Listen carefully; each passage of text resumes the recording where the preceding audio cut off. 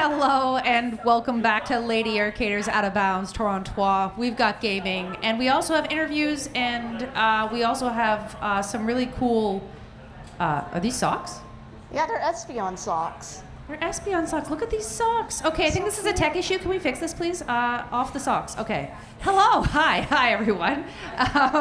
I am joined by our lovely Holly and Sanjan, who have been so kind to join us for an interview here for Behind the Scenes. So the only concern I have is now there's no tech. No. What are we going to do? What if something happens? It'll fix itself. Yeah. Tech's haunted. If you unhaunt the tech will fix itself. Okay, got it. Okay, good. Okay, great. So I have a few questions, if that's all right with you. And so this first question's for both of you, and we'll start with Holly first. Yeah. How long have each of you been involved with Lady Arcaders, and how did you first get involved with the Lady Arcaders community? Yeah, so I learned about Lady Arcaders when I was volunteering for Frost Fatales 2023, and I met Metroid Crime in studio, and she was like, hey, there's this group called Lady Arcaders, and you should join. So I did. I didn't get involved right away, but after that year, I volunteered for tech and just kept going down the rabbit hole. Well, that's amazing. To call back to We're last so night. glad to have you. Oh, yeah. The first part of my story is pretty much the same because, Was it also 2023? yeah, that was Oh. my first Frost Fatales, and I also met Crime there, and Holly was my roommate. Wow. So it's like kind of like Destiny. Yeah. Or hauntedness, since you were saying tech's haunted. Are you both haunted? Am I both haunted? I'm strong against the ghost type Pokemon. Oh, good. Okay. I don't know, okay, what's that's fairy good. type strong against? Or what are their type stuff They're versus strong ghost? against dragon, dark, fighting. Okay, so not ghost, but at least dark. Okay, Anyway. side question. What's the most stubborn Pokemon? Because that has to be me. Side question. I know very little Pokemon. Okay, me neither. That's why I'm asking. Sanjan, you've got the socks. Stubborn, Yeah, most stubborn in, Pokemon. In lore, Archelodon is one of the most stubborn Pokemon because the pre-evolution, I forget the name. I know I'll get insulted for this. I'm so sorry. It's not crossed my mind. It's pre-evolution. It has wars against Tyranitar, so I automatically decide they are the most stubborn Pokemon. Okay, that's amazing. Thank you. I knew you'd have an answer for that, and I appreciate it so much. Okay, I swear, back to real tech questions. Okay. So this is for you, Sanjan. Since this is your first time helping out live in person at Out of Bounds, what are your first impressions of how everything runs behind the scenes here? So this is my first time really getting to work with a lot of the tech. I was here for a lot of the setup, and I brought one of our main critical components, Larvitar, over, our lovely computer. That's right. Can we get some, we got those pats. We get some pats in chat for Larvae, right? Yeah. Yeah, pats in chat for Larvae, everyone. Doing all the work. So I got to learn, because typically I do broadcast production, which is like I just order, or I just like direct people. I wasn't really exposed to much of the hardware, but I really got exposed to a lot of the hardware, and there's a lot of pieces that go on, and I know today, because my expertise is mostly more the software side. So Holly took some time today to help, give me a lot more additional help with a lot of the hardware side of things. There's a lot going on. There's a lot going on, yes. Are you having fun? Am I having fun? Yes. Say it one more time, a little bit without this looking at me like that. We are having a great time. Yes. No, it's great, and I'm so appreciative that you're here helping out because it takes a village, and we have a very small village but a very mighty village. Yes. And so I appreciate you both. Another question for both of you. What's something people in the audience might not realize is happening backstage during a show? I think here it's a little different because you can see the backstage over in this area if you're live in the venue. So if you're here live, you've probably seen a lot of us milling about. And it's, even though like we get things set up, we're constantly like tweaking things or trying something to make something a little better. Um, and especially we have a lot of volunteers helping us, and I appreciate all of them so much, and just trying to make sure that they have all the support they need. Oh, I mean, absolutely. There have been so many people in, and I've been watching, and you've been here the entire time helping literally every single person, whether it is even tech or something else. So, yes. So, for those of you who are out there watching, tech is working very, very hard. I know that there's often a lot of love in chat for tech, but there needs to be more because there's so much work that you both are doing. This actually is a perfect segue into my next question. For both of you, I hope you each have an answer to this. What's been your favorite moment, or an I can't believe that just worked so far moment for this event? For me, it was the Marble Run segment this morning. Some of that was kind of put together somewhat last minute of, oh, we could add like the picture in picture, we could have a like moving cam following it, the cuts back and forth to the couch, and it's really neat to be able to add that to kind of our toolbox of things we can do for these segments. Yeah, that was a really fun segment. I recommend if anyone missed it to go back and watch the VOD. It was fantastic. I loved it. How about you, Sanjan? Let's see. I think the big thing, the defining moment was getting the crowd cam working. We had like a bit of trouble with the crowd cam mainly because we had some difficulties leading up in the setup, but we managed to get that resolved with the power of friendship. Yeah. Turns out USB bandwidth struggles with like 5, 6, more than 1080p sources. So Yeah, during when Holly was teaching me some of like the more specific nitty-gritty of hardware stuff, there's just like 20 cables, and I like cable managing, but At some point, you have to let go.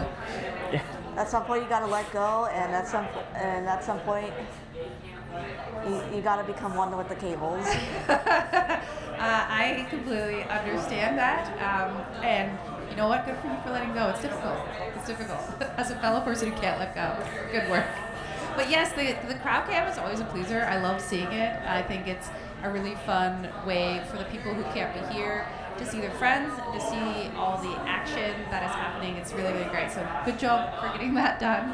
It's definitely something that I enjoy as well. So that was awesome. Thank you. Thank you for those answers. Holly, you've done a lot of back-end work for the Out of Bounds events. Can you tell us about all the prep you do to make the show possible? I heard there was something like 130 pounds of equipment. Was it more? Yeah, it was 130 pounds this year. Wow. The first year it started as like 60 pounds or something, then grew to 100 last year, and now it's up to 130. And that's just like there's additional computers that people are bringing, like laptops for the host station, extra monitors so various other stations can see like the program feed everywhere. So there's a lot involved in just to start with. Before the first Out of Bounds, I had no idea how to like set up an audio mixer. So there was a lot of research and learning how to do all the different components of the tech. And then from that, actually designing how all of this would work and testing it and then sending it off. And then shout outs to Metroid Crime, who also does a lot of who does all the OBS stuff and the overlays. So there's also a lot of, this is the way this half of the tech works, and hoping that it slots into the other half of the tech when we arrive. Because there are a lot of pieces here that have not been in the same room until setup. Yeah. So a lot of research and testing, and then hoping it all works. Hoping the ghosts behave themselves. Yep. When would you say you started setting up for Out of Bounds 3? Was it like 2 minutes after Out of Bounds 2 ended? No, it wasn't. When did the prep start? Some of it almost. It was like we want to try and do more with segments. Like that was one of our big goals this year. Sadly, our other goal did not come to fruition, which was having 2 game sources going at the same time. And I am sorry that we were unable to do that for you and Olive yesterday. Oh my goodness, no apologies necessary. I think that honestly, this has been such a success. Like to see how the tech has grown from the first year we did 1 day to obviously 2 days last year, and it's just the progression has been wonderful, and you've done an amazing job. And I know next year we will get the 2 computers. Yep. For sure. Okay, serious question. My microphone is being haunted right now. Can you? Probably mine. Is it yours? Or probably. Yeah, I'll take the blame. You'll take the blame? You I'll started take the talking blame. and it went away. So Yeah, I think you fixed it by talking. Is that how tech works? sometimes.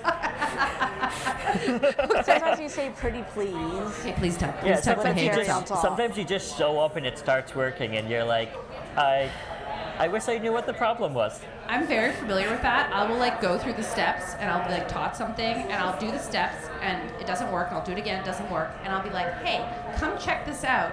And then the person walks over and then it works. And I was like, I swear I did that exact same thing. So you're blessed with that power. Okay, so this is another question for both of you. Speaking of haunted tech, what is the process? What is your process, each of you, for troubleshooting under pressure? So doing similar things, at least in the broadcast production area, the first thing is to identify, like, especially you're dealing with fires and during the broadcast, it's like, okay, what do we need to get, what do we have available to us? And if there's a huge fire, maybe you could just like start making sure that there's something at least presents like music and an intermission screener, just like people in the, or like someone talking to chat.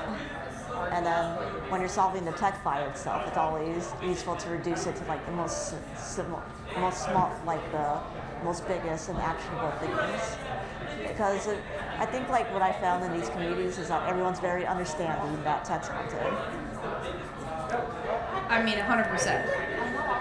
Yeah, no, it's really nice that the community knows that there will be problems and is understanding of that. It does help relieve the stress.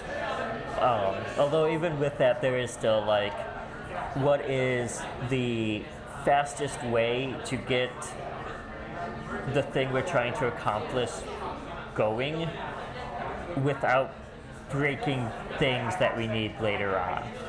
Yeah. Because it's like we come into this of this is how stuff will work, and sometimes we just have to completely change course. Yeah. And it's like for like something's not working, and it's like, okay, we'll just do something else for this run and figure it out later, and hoping that the thing you just did for that run doesn't break stuff for the next one. I mean, absolutely. I am very impressed with your ability to work through the white noise because sometimes it's difficult to pivot. Sometimes you get stuck in a rabbit hole, and Tech does an amazing job of getting us through and getting us on the air. And thank you for that answer. I really appreciate it. Are you sure it's not me? It's definitely me. I think it's me.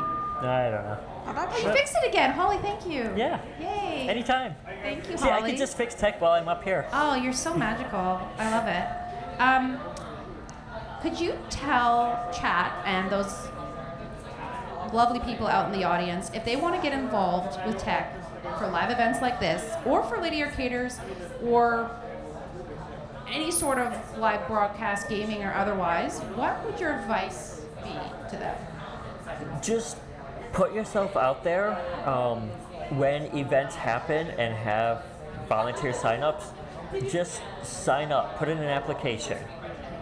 Even if you don't get accepted the first time, it's like your name keeps popping up. Like people will notice. Like the interest will definitely will be registered. Of this person really wants to get into this field, and we love seeing that. And we know that there's only so many volunteer slots available, but it's just find any event that you might be interested in working and apply to work it. I think simply from my standpoint, start small. There's a lot of small marathons, especially online, that need the help, and a lot of them have the basic tools and the most basic thing, and will help guide you. I got my start doing a lot of very small time marathons and doing very simple tech. Yeah, and I also want to acknowledge that both of you are incredibly patient teaching. I watch, obviously, from behind the scenes, and sometimes when I'm up on the host desk, and I'm always impressed at how wonderful you are, being patient with the people who are learning. And it's honestly people like both of you that give those opportunities to everyone else. And so I also want to say for everyone out there that's interested in volunteering, like the online community, it's just so incredible, and that you should not be afraid to reach out, because there are wonderful humans like these two behind the scenes willing to guide you and teach you. I have one more question for both of you. I'm very excited for this one. I've been waiting for days, months. I wrote these questions months ago. No, just kidding. If your job backstage had to be a theme song, what would it be? And you have to sing it. No, I'm just kidding. I need a couple more drinks in me. Same. You don't have to sing it. You can just say what it is. Maybe I'll sing it. I've had coffee, so you don't know what'll happen. For me, I'll go with Harder, Better, Faster, Stronger by Daft Punk. Of just a lot of the tech is just continuous improvements. It's how can we add this element to the broadcast? How can we make this element available to the runners or the hosts or the segment team? How can we make things easier for the volunteers? How can we make things more just usable across the whole event? And that's what I love about this job, of just finding ways to make tasks better. Great answer. Can I just say simply, for all the tech fires that happen and Shirley Tech's Haunted, I would just play the Benny Hill theme song. The Benny Hill theme song? You're chasing one thing, something else comes up. That's a good summation. Yep, that's wonderful. Well, thank you both. It's honestly been a pleasure to sit here on the couch and to work with you this event. Thank you, Holly and Sanjan, so much for all you do. Thank you for being here. And Haunted, the ghosts are coming for us, which means that we have to wrap up the segment. We will be right back with more gaming action, and I'm going to do another magic trick and appear on the host desk. So we will see you all soon. Sit tight.